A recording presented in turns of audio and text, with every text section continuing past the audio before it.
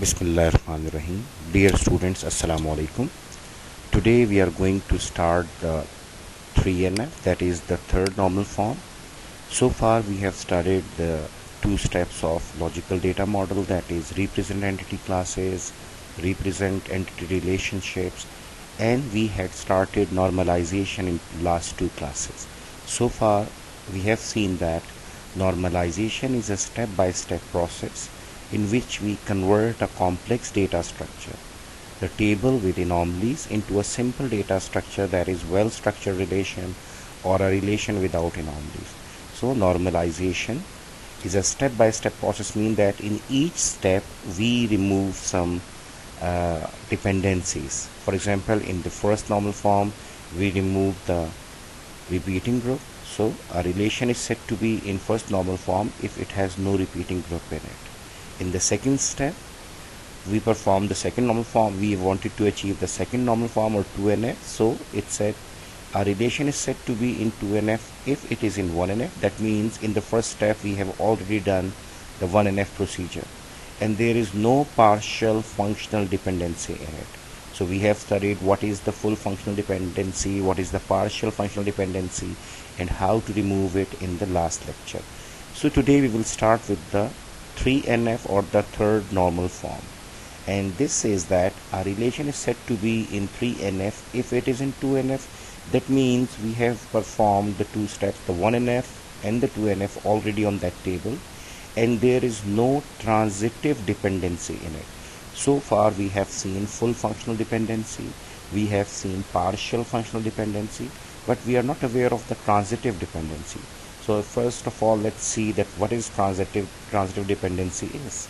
So if a non-key attribute, remember not the primary key, but a non-key attribute determines the value of one or more non-key attributes, then this phenomena is known as transitive dependency.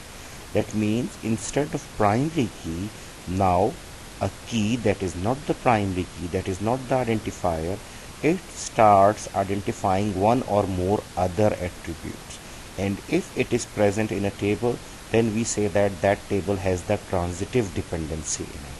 And we have seen the condition that if we want a relation to be in 3NF, it must not have transitive dependency in it. So now we will learn the transitive dependency with an example and definition. So say we have a relation R, the table name is R, the key is A, B, C, D, E. This is the primary key, and these four are the non-key attributes.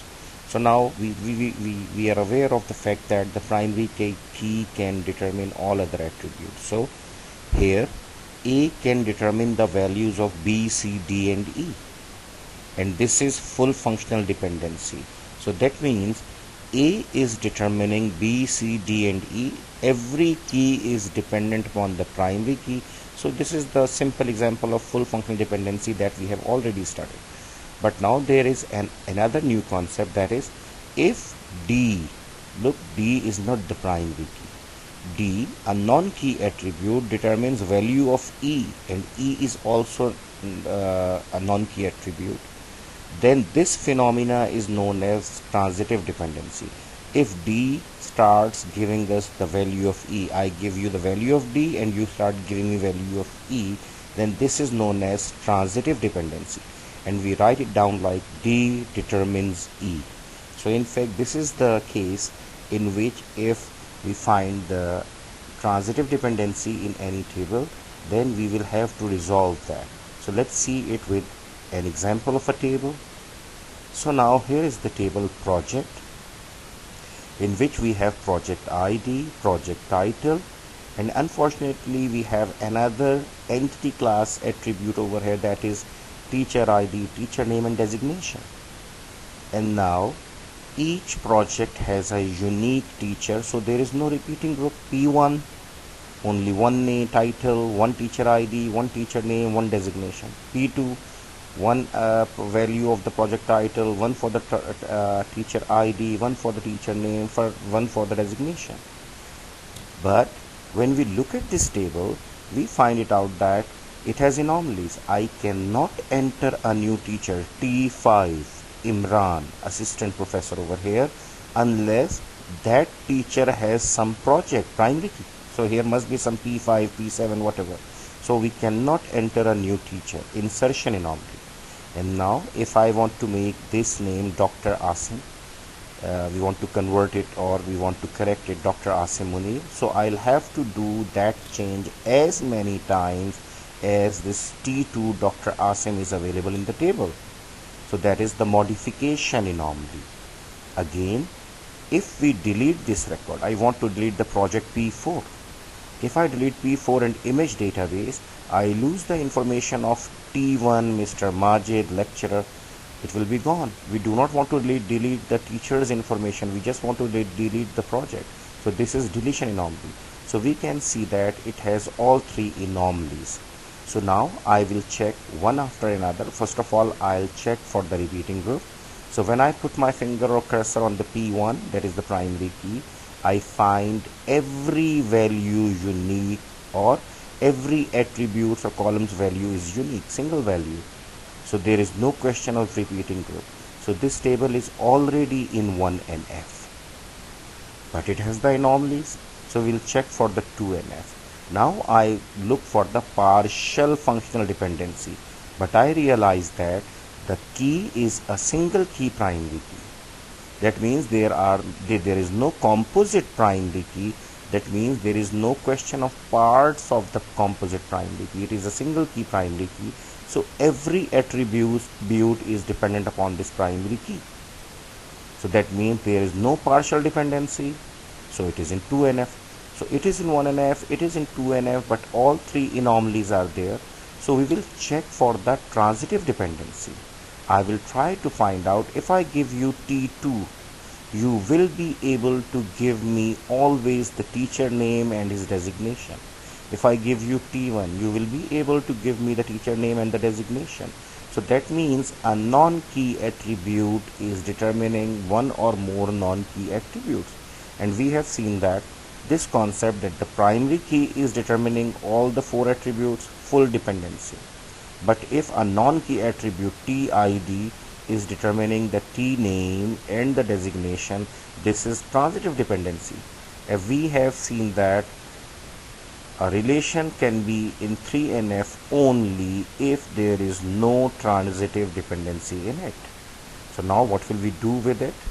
In fact, we will find a solution, and solution says that we make a new table and take all the attributes of transitive dependency in it. That means, in fact, I will make a table and I will take the TID, T name and designation, all these three attributes in the new table, because these are related to the transitive dependency.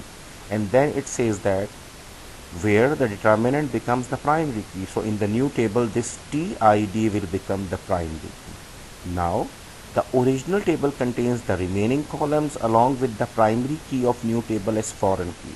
So now this will be the new table, TID, T name and designation, and the previous table will have PID and P title, and this TID will go there as a foreign key. I'll show you. And due to the foreign key, these tables are related. So now check. In fact, this was the transitive dependency, TID and T name, right? So I made a new table, TID, it became the primary key, I brought the T name, I brought the designation, and now it is the data here. In the previous table, we got PID and P name, and we, as the rule said, we brought this primary key as a foreign key. Check, this is the foreign key over here. So now these two tables are in 3NF because there is no transitive dependency in these. So now let's check about the anomalies. If I put my finger over here and I say that I want to insert a new record, a new project, you can insert P5, for example, motorway project or database, and here you write down nothing. For example, no teacher is there and you don't want to enter a teacher, so it can have a null value. Or you can put over here T1, whatever is required. So at least you can enter a new project.